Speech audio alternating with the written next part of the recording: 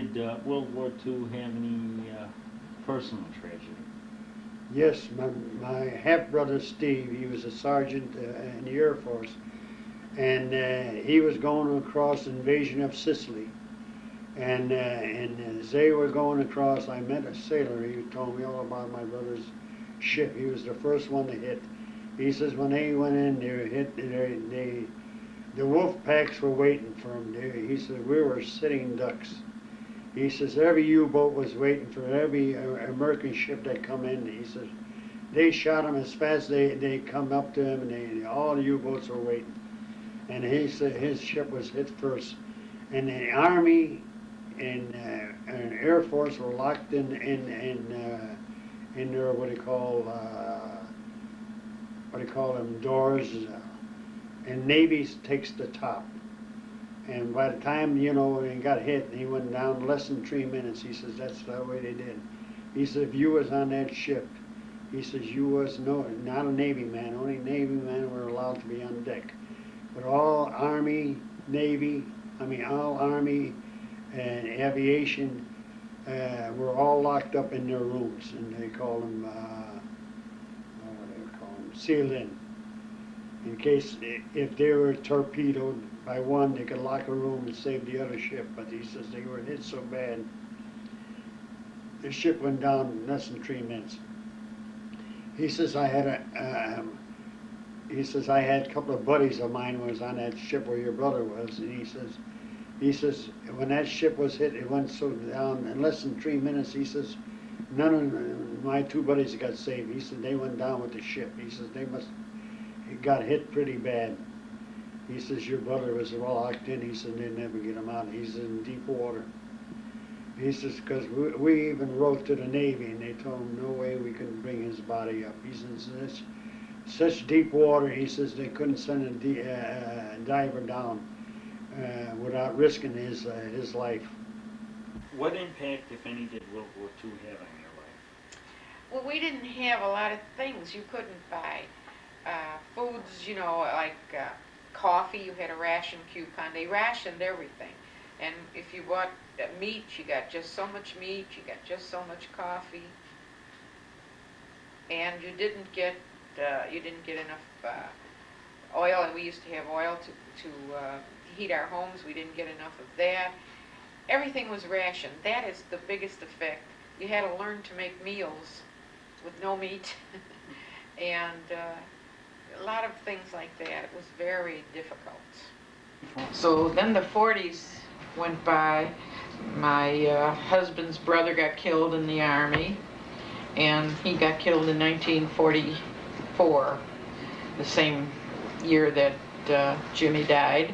And the 40s went by very fast. We were living, but we were in the war, because the war started in 1941 on December the 7th, when Japan bombed Pearl Harbor. I remember that very clear, because the very next day I was working at Stewart and Warner's, and we were in like a war plant, and they were telling us that the president was going to speak and we had to go into the lunchroom, and that's when he declared war on Japan and he declared war on Germany, and that was when the United States got into the war.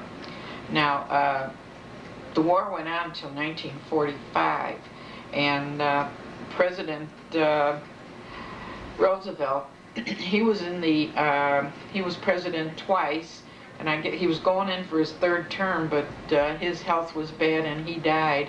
And the day that he died was terrible, because fourth term, sorry. What? Just a historical correction, it was the fourth term. Go ahead. Fourth term. Yeah, it wasn't a third. He was elected he went through 3 terms. But he was ill, and he shouldn't have gone, because he died in, I think it was April of 1944. 45, just before the end of the war. But he was really the reason the war got over. But Truman got the credit for it. So going back to the decade of the 40s, what do you remember was going on in your family in the 40s? Well, the 40s was wartime for us, and a lot of my uncles and that were in the war. And I remember I couldn't write, but I used to scribble letters to my uncles and that and send it to them. At least I think my mother sent it to them. And even though I was young, I still remember it being a big worry. And I remember the blackout time, and you know, what do they call that when they had air raids practice and all that stuff. And war was a big thing for me in the 40s.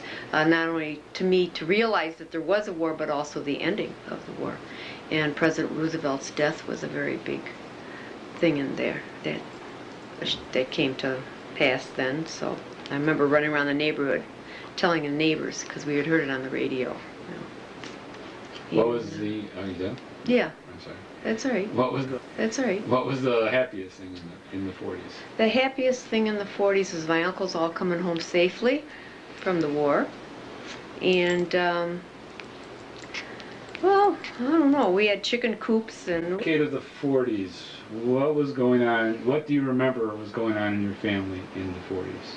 Well, in the 40s, of course, the war was going to start, and I remember all the families, our relatives were afraid of the draft coming. What would it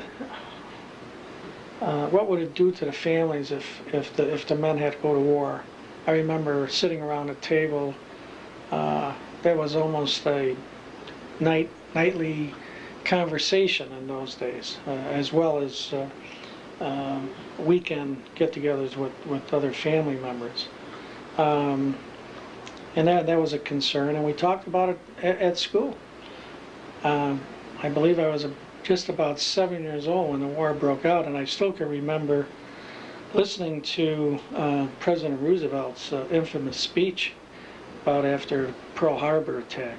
It was something that, you know, a memory that you'll never forget. And I think it changed all of us. We as young children, as well as the adults, the whole world changed.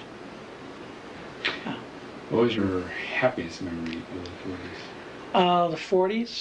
The 40s, well, of course, the end of the war, and big celebrations, having everybody come back to their families, mainly the men. And I could see that people in general were beginning to be happy again. Not only in our own neighborhoods, in our schools, but throughout other countries, as we would, you know, see newsreels when we go to the movie theater. So I think that was pretty much happy times at that particular time in the 40s. You alluded to some world events in the... Other than as a result of the war, maybe that's what I was alluding to. Oh. Because of the torturing that went on in some of the countries that, you know, Germany had overpowered, and as well as Japan. I remember when we were in school, I went to Catholic school, and the nuns would always, at least once a month, talk about some of the priests and nuns that were taken prisoner throughout Europe.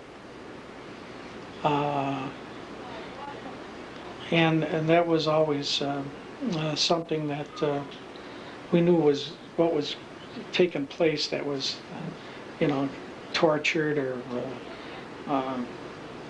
very unhappy times for a lot of people as a result of the war. Oh, yeah. Because I can remember as a young kid when Arthur Godfrey was announcing it, and he was on like a side of a building, and he had the radio on, and we were listening to that.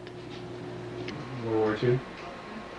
No, I do remember though, in the 40s when I was a little girl, before I went to school, in school, see, there was ration stamps, even after the war. Or that must have been during the war yet. See, I don't remember. I think, yeah, that must have been, and my mother making me walk to the park and getting milk, because they had a special program for children that weren't in school because the other children got milk in school. And I hated it because the milk was warm and I hated warm milk. Till May of '43, of course, I was drafted in World War II.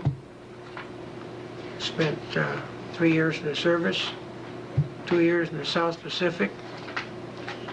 Came back in this area in 1946. In the South Pacific? I was there in 44 and 45, yeah. During 32nd Division, Company D. Went all the way through New Guinea, Philippines, and into Japan. Landed in Japan about 2 days after the signing of the peace treaty. Hirohito had tried to commit suicide, or made it look that way, and I and a guy from Chicago took care of him for a couple, 3 days till they took him out of there. In fact, they signed, when he signed that peace treaty, I was in the room when he signed it. It was signed on a ship out on the ocean, and then it was brought in there, and he put his final signature on. I and the kid from Chicago was a witness to that signature. Wow.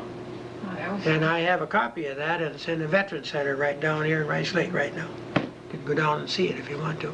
And you were the I took it down there. It's kind of turned yellow now. It just got folded up here, and then when we started this new Veterans Center, they were looking for stuff to put in there, you know, for keepsake or something, and I thought, well, it don't really mean nothing to anybody else, and then I hadn't really taken care of it either. I took it down there, and now it's in it's on the wall in a big frame, and Wow, that's So- something to remember. So you're like the military escort for Emperor Hirohito? well, I was a medical technician in the service, and took care of him in a hospital room. 12 hours on. I was just trying to think of the guy's name that was in Chicago.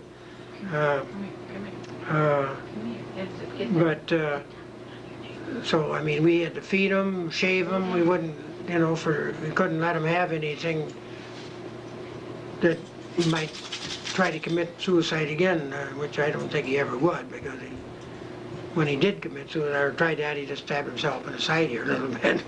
So I came back in '46 and got married in '46.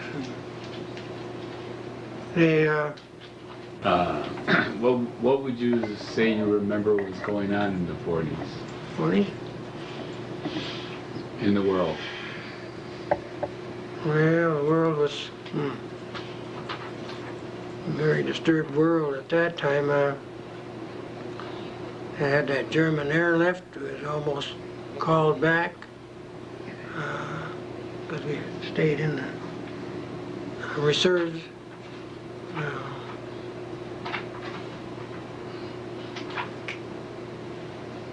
Well, you know, we had lost our president there, and that was in '45. I was still in the Philippines when he died. That was probably the big thing right there in the '40s, I'd say, when Roosevelt died. And of course the war that you participated in. And then we got that peace treaty or deal there, that signed that deal there. And to us, I suppose the biggest thing that happened was the 3rd of September. For us guys, when we could look like we were going to get home again after 2 years overseas. I suppose that's the biggest thing. Were you on the USS Missouri when they signed it, or only? No, at the I was in the hospital, and he was in there when they signed that, because he'd already stabbed himself, and then they brought it in there. But most all the signatures were on there from the boat. Yeah. All his representatives. Yeah. And then he signed it in your presence. He signed it in the presence there. Who else was there? It was a kid from Chicago.